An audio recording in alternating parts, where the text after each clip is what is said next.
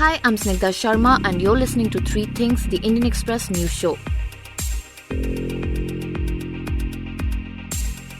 In this episode, we discuss how a remote village in Chhattisgarh's Bastar region is struggling with the dreaded coronavirus. We also talk about what is happening to COVID orphans in Jharkhand, along with the latest news about the Central Vista project. Deep inside the forests of Sukma district in Chhattisgarh, an area known for Naxalite activity, is the small village of Karma Gondi. In the last 10 days or so, the village has reported a positivity rate of nearly 40%. Sukma district has recorded only 5,680 COVID-19 cases since March last year, along with 15 COVID deaths. At 190, it has the lowest number of active cases in the state. However, the district does not even have its own RT-PCR testing lab, and the spread of the infection to remote areas like Karma Gondi with even lesser health infrastructure has become a cause for deep worry. To get an idea of what happens when COVID spreads to such areas, we spoke to Indian Express's reporter from Chhattisgarh, Gargi Varma, who visited Karma Gondi a few days after the infection was reported from there. So Gargi, when you visited this village of Karma Gondi, what were your initial impressions as a reporter? I was just honestly very surprised because to find so many positive cases, you need to have something like there has to be a patient zero where from the infection could have spread. None of the neighboring villages, however, had shown any symptoms at that point of time. According to the Sarpanch, the people who did go to Andhra Pradesh had returned weeks ago. So after, say, a month of the last migrant worker returning, then there would be a fresh spate of cases. That is slightly surprising. And that too, the village it is accessible through kacha roads. There is no pakka road to access the village. And in fact, it is the lane that sort of leads inside the village is a very small pagdandi sort of lane. So it's almost missable. The village and the entry to the village is completely missable. You can completely cross through the kacha road and not even realize that there was a village nearby. There is no signs or board that reads the name of the village anywhere. So to realize that COVID has reached even in these unmarked territories of the state was surprising and then worrisome because the entire health team was there when we had visited. So we had spoken to people who were on the ground and everybody was just worried about monitoring such a situation. Monitoring becomes a difficult task even when there are part of cities that need to be monitored. So to monitor such a far-flung area and to ensure that there are no cases remaining after everybody has tested and after they have carried out their surveillance was something that was worrisome. Right. So how did the infection reach this village which is so remote? Residents of Karma Gondi are mostly subsistence farmers. They grow their own rice and the occasional vegetable. They also forage from the forest. So one of the other reasons that the district authorities suspect is because there's a activity of forest produce election at this point of time. There is collection of tendu leaves, which is used to make a lot of other items. So tendu leaves are procured from the villages by entire families. So it is very possible that you come across. And also the tendu leaves are then bought off by the contractors that travel from out of the state. So it is very possible that one could have come in contact with somebody with the virus from out of the state. So, Gargi, what is the health infrastructure like in Sukma district in general? Now, in Sukma, if we talk about the healthcare infrastructure that Sukma has, Sukma does not have any specialist doctor because of, by the virtue of being far flung, the district doesn't really attract a lot of healthcare professionals. And there are hospitals and there are COVID care centers, but they don't have any specialist doctors. According to the collector, Vineet Nandanwar, the district does have ventilator beds and they are functioning the ventilator beds. According to the website, there are 4 ventilator beds in the district and all of them are vacant currently. So in the district, there's a COVID care center that has been built at the district headquarters. So everybody from internal villages, when they do test positive, they are taken to the COVID care center where they are monitored and they're kept for the 15 days in order to limit the spread, and B, to provide facilities to the villagers. It's easier if they are already in the district headquarters. Right. And what happens when a resident of Karma Gondi tests positive? To ensure that hospitalization later does not become a problem, anybody who's tested positive in Karma Gondi has been taken to the district COVID care center at the district headquarters in Sukma. And what happens when one tests positive? I would actually want to go a little back. To get a positive test, the residents of Karma Gondi had to face a lot of hardships. Thankfully, this village has network, so they could call the helpline number. After several people were fallen ill, they could call up the helpline number and expect help to reach them. The district authorities believe that there was a pregnant woman who was the first case, but it very well might be that she was detected first because she managed to go for her routine checkup, and there were actually other cases before her. The villagers believe so. The first case came somewhere between in the first week of May, and then there were multiple people who fell ill and stayed ill for multiple days. They did not report any deaths though in the village, but it was only after 15 days of several people falling ill that they called up the helpline, and a team was dispatched. In Sukma, there is a nodal center for cases. So the helpline call center alerted the team for the specific block, who dispatched another team to test on the ground. That team that would conduct the antigen test and the true not test had a lab technician, several nurses, and a doctor. So, Gargi, since you saw it firsthand, can you tell us how do healthcare workers access the village? It's not that it is not motorable. The Kacha road is motorable up until the village's entry point, and then one can walk inside. But the real trouble will be when the rains start, because then the Kacha road will get affected. It will be a muddy slush.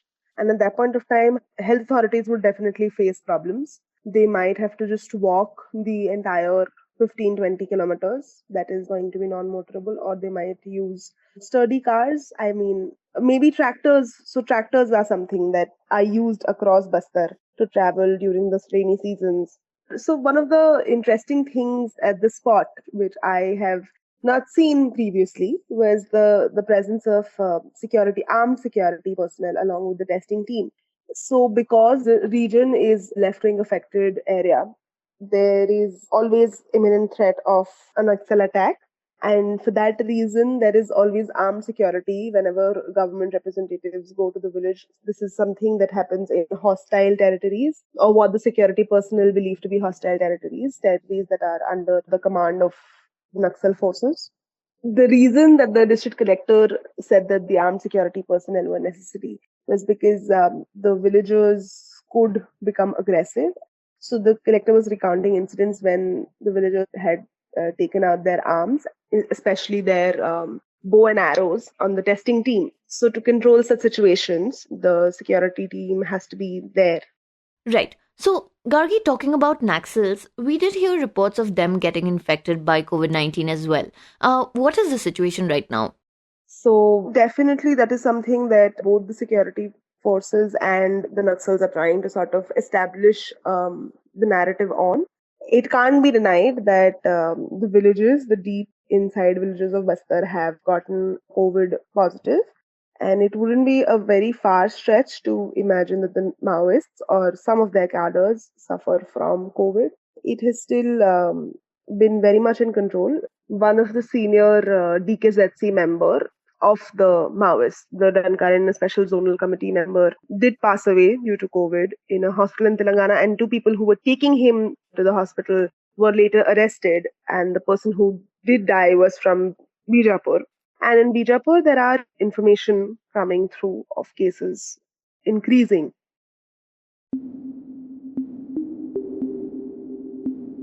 And now moving on to our next segment. Last Tuesday, the Ministry of Women and Child Development said that 577 children across the country have been orphaned in the last 55 days by the second wave of COVID-19. While officials have not revealed a state-wise breakup, they said that many states have not reported even one such case. Jharkhand, however, is not one among them. With child trafficking common in many parts of the state, Chief Minister Hemant Soren has emphasized that the COVID crisis should not leave children open to any form of exploitation. With this in mind, the Soren government started a drive to list the families of those who have lost members to the virus through death records as well as door-to-door surveys.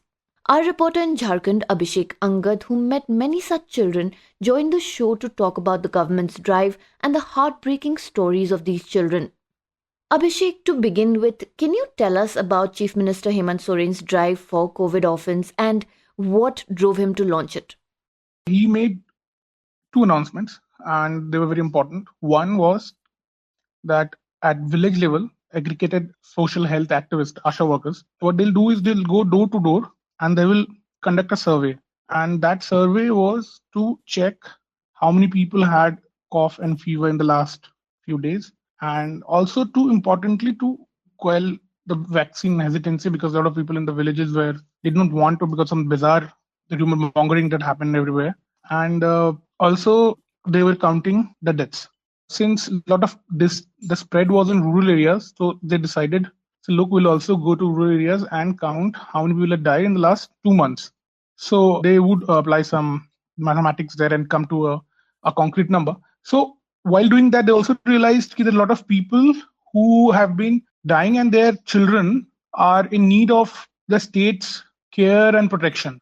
So what happened was Hemant Soren 10 days ago told every district to in a format to list out all vulnerable kids. Now, vulnerable children also mean not only orphans, but also whose single parent or the bread earner had died due to COVID. Even on top of it, the department officials are saying that it's not just COVID deaths, any kind of death that happened in this period. And if we see the vulnerable children, we are trying to list them out. And once that data is available to them, they will try and link the family or the children to the scholarship schemes or some scheme so that they could be taken care of. Right. So, Abhishek, can you explain to us what exactly happens when a child loses their parents to COVID-19 in rural areas? What happens in rural areas is there's this village setup. So the difficulty is in knowing whose parent had died, whose single parent died, whose both the parents died. So there is child line helplines number, and they have a very specific volunteers in different villages, different blocks, different panchayats. So through them, these district child protection officers respond, and they contact the neighbors, they contact and make sure that the child is produced before the child welfare committee. So, what is the role of a DCPO or a district child protection officer? So the DCPO again, it gets its powers from Juvenile Justice Act, and in the model rules of 2016, it's clearly mentioned that the DCPOs are under District Child Protection Unit. Now, the DCPO's job is to the two-three folds here. One is to look after child in conflict with law, but here we're not talking about child in conflict with law. Here we're talking about child in need of care and protection. So one of the things is they will assess which of the families are at risk. They'll make sure that children who are in difficult circumstances are produced before the CWCs. They'll see if there is a restoration happening of all these kids who are placed before the CWCs. It's kind of, they'll just monitor and seek reports. They'll hold meetings with the various stakeholders and see what can be done for the welfare of that child. Right. And Abhishek, if you could share with us some of the stories of these children that you spoke to. A lot of heartbreaking stories was happening in COVID. One of the stories was when a child from Jamtara district, that district borders West Bengal. So just to give a geographical context. So what happened was April 29, his father passed away, and May 1, his mother passed away. So it's just in a matter of 3 days, his whole world turned upside down. But there was symptoms of fever, cough, and cold. And I spoke to him yesterday also. He said like 10 days ago, his father had some symptoms and everything was fine before that. Suddenly he had symptoms and then he was hospitalized, but the hospital referred to higher center for care, but then he died midway in the ambulance only. But his mother also got infected and then she died. So he was really worried because he was class 10th, a topper in his district ICSE board. And he said 10th, 11th and 12th, I could take care of my studies and all, because there's uncle, there's a lot of people here. But he really requested me that if you could make it somehow possible to somehow I am being taken care of during those 4 years of his graduation. But the moment I spoke to him, and like in the next 1 hour or so, the PM announced those help through PM Cares. I hope the help reaches to him. On the 29th of May, the Modi government announced that all children who have lost both parents, the surviving parent, legal guardians, or adoptive parents to COVID 19 will receive financial assistance under the PM Cares for Children scheme.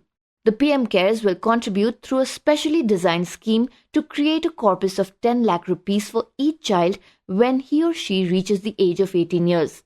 Now, coming back to Abhishek. Another story of 17-year-old girl, and she lives with her 3 younger siblings and 80-year-old grandfather. Her father passed away like 2-3 years ago because he had some disease. And of course, after the lockdown and all, there was a lot of pressure on the household. And her mom fell sick like 10 days ago or 8 days ago. And there was nothing at home for eat or to get some ration or anything. So she went to Bihar for work in a brick kiln factory. So she came next day because she was informed on phone that her mother had. So her only regret was that she couldn't be with her mother during her last moments. And her younger brothers were there, but they couldn't be of much help. At 3 o'clock, the local ASHA worker was called, and but she had already died. So there's no help could have been given. Of course, the same symptoms of breathlessness or pain was there. Now, the biggest problem and challenge is she has 3 younger siblings, and they all age ranging from 6 years old to 14, 15 year old. So she decided, okay, I will stay with my grandfather, and the rest can go to home, that is child home, where they can be fed, they can be taken care of properly. So I asked her, won't you miss your sisters and one brother? So she said, no, देख कर लेंगे, करना तो पड़ेगा ही. So it's a huge loss in terms of the family and the sacrifice that she's making in terms of what needs to be done for the family. So these are the stories where this one kid whose WhatsApp messages made me like very emotional, where his WhatsApp update was there was an emoticon of that he's crying, and beside that emoticon was mummy and daddy. And finally, coming to the latest on the ambitious Central Vista project. On Monday, the Delhi High Court dismissed a petition that was seeking a stay on the construction taking place at Central Vista Avenue during the peak phase of COVID-19 pandemic. Not just that, the court also imposed a fine of 1 lakh rupees on the petitioner. The court said that the project is of vital public importance. Now, one among the many buildings that are supposed to be dismantled to build the new Central Vista and the Parliament complex is the National Museum. However, in the latest development, sources told the Indian Express that the National Museum is likely to remain at its present location in Janpath for at least another 5 to 6 years. To talk about it, we were joined by Indian Express's Divya A. So, Divya, can you begin by telling us in brief about the history of the National Museum and also a little bit about its cultural value? So, Snigdha, the National Museum, as we see it today, has a very interesting beginning. The blueprint for establishing the museum in Delhi was prepared in 1946, when just before India was going to get its independence. Actually, what happened was an exhibition of Indian art, which had selected artifacts from various museums across the country, was organized by Royal Academy London with the cooperation of Government of India. So this exhibition went on display in the galleries of Burlington House, London in 1947-48. So consequently, it was decided to display the same exhibition in Delhi before all the exhibits are returned to the respective museums. So an exhibit organized at the Rashtrapati Bhavan in 1949, and it turned out to be a great success. So this event kind of proved responsible for the creation of the National Museum. So on August 15, 1949, exactly 2 years after independence, the National Museum Delhi was inaugurated in the Rashtrapati Bhavan. But the foundation of the present building, what we know as National Museum on Janpath now, it was laid by Pandit Jawaharlal Nehru, the first Prime Minister of India, in 1955. The first phase of the building was inaugurated by Dr. S. Radhakrishnan in 1960. And the second phase is as recent as it was completed in 1989. So the museum presently holds approximately 2 lakh objects of diverse nature, which include paintings, sculptures, textiles, coins, and excavated remains. And its holdings, they cover a time span of more than 5,000 years of Indian cultural heritage. So, which of the older buildings were supposed to be dismantled for the Central Vista project apart from the National Museum? As we have seen the blueprint of the final Central Vista plan, I think besides National Museum, the IGNCA building, which is situated a few buildings away on Janpath itself, and maybe a part of the National Archives building will also be dismantled consequently. But maybe that is the last stage of the Central Vista project.